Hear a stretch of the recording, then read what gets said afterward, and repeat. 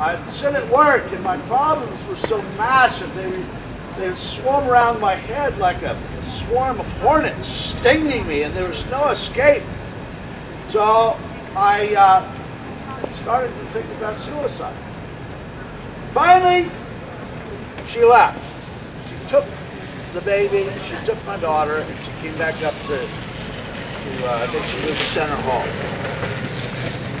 And that was it. That was all I could take. I would go to work every day, and my problems would just dwarf me. And I couldn't do my work. I could just sit there and drink coffee and stare at the coffee cup. And during this time, there were these two Christians. They could see me suffering greatly. They knew what the problem was because I told them. And they kept inviting me to go to this Bible study. But I always put them off because I, like you, thought, well, I don't need this Jesus fellow. I'm running my own life. I can do it any way I want. On December 3rd, 1970, oh, one more thing. After she left, then I joined the Swingers Club, and my intention was to immerse myself in wicked women. But that's the point at which God said, that's as far as you're going to go. You're not going any farther than that.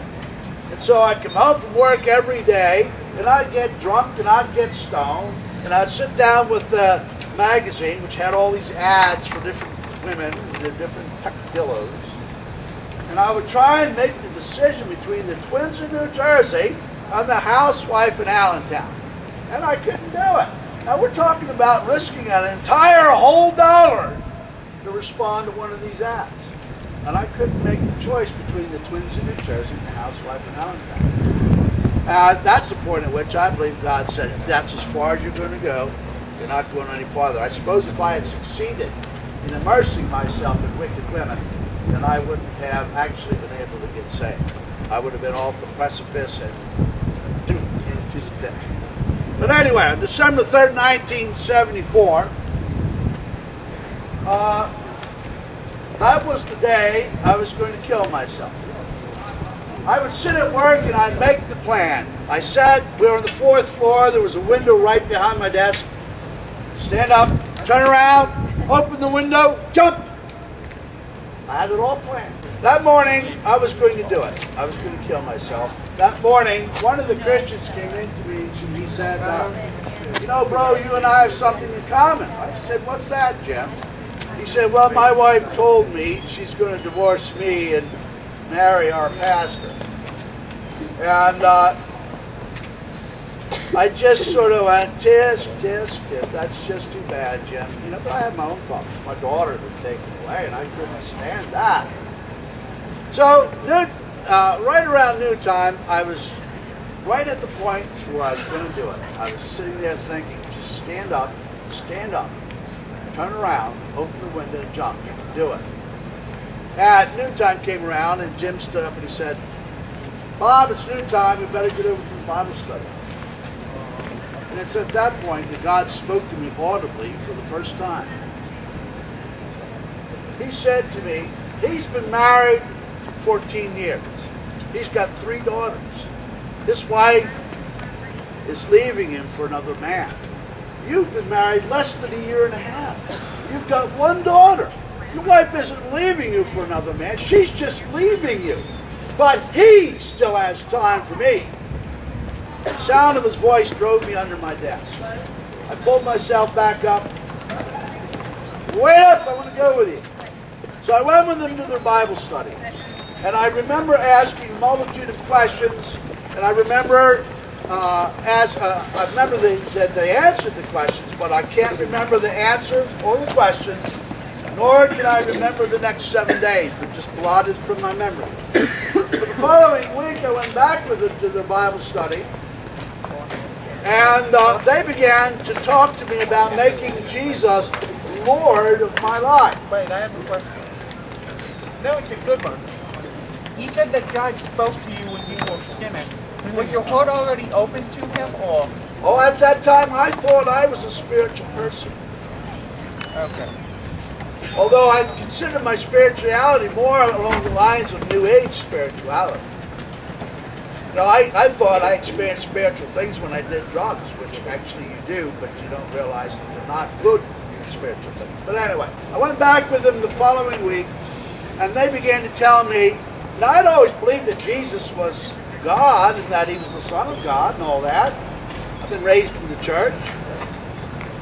But no one ever told me that I had to make a personal decision to follow him or not.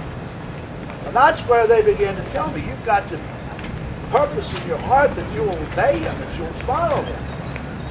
And while I'm sitting on the 14th floor of the PNB building in Philadelphia with my chin hooked on the edge of the conference table, God spoke to me the second time. And he took away my vision, what I could see, and he replaced it with a vision of a battlefield. And I instantly knew that the battlefield was the pictorial representation of my life. I knew it. In the middle was a white frame house, bombed out, destroyed. And on this side it was a black walnut tree, stripped of its leaves and its bark, charred black. And over on this side there was a housing development, flat. And over on this side another housing development. I don't think this one was completely flat, just mostly flat. And God spoke to me the second time and he said, you did this to your life. You lived it the way you wanted to without any regards for me. And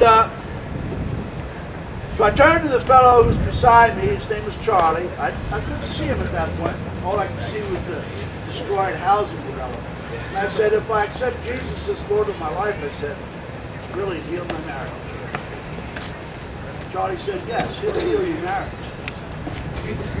And then the Lord spoke to me in a different voice, in a different tone.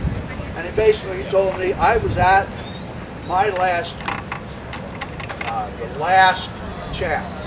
If I did not repent that day, I would be dead before nightfall.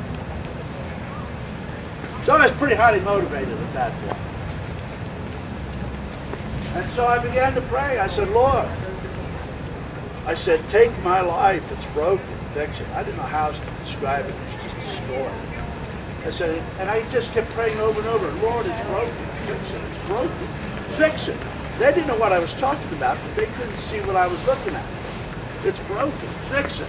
Lord, I'll do anything you want. Anything. Anything. Just fix my life. I prayed that way for, oh, I don't know, it seemed like an eternity. It was probably more like 5 minutes or so. And suddenly the weight of my sinfulness, the weight of my wickedness, lifted up off my shoulder as if it was a physical burden. I was able to sit upright when before I couldn't even do that. And the Lord filled me with a sense of purity and innocence, something which you don't even know that you don't have until you get it back. When you're a child, the nature of your joy is based on your innocence. When you lose your innocence, you can't find the joy anymore. Well, I found joy, and I found peace, and I found a sense of perfect cleanliness in every way. Brand new start. That day, God began to take me up on my offer. Because that day, God began to prepare me to do what I'm doing here today. I came home from work that day, and during the day, my wife had come down with a U-Haul truck and hauled away most of our household goods. Now, my natural inclination at that point was, I'm going to have to kill this girl. But the Lord said, I command you to love your wife. And so I had to love her, even though she had just plundered everything. She took my record collection, which went back into the mid-60s. Took everything. I called her up and I told her that I'd gotten saved. And I said, if there's anything else you want, just let me know, and I'll bring it up to you. She said, well, as a matter of fact, I want this. She listed out about a half a dozen other things, which that weekend, I rented the U-Haul and I took all those things up to him.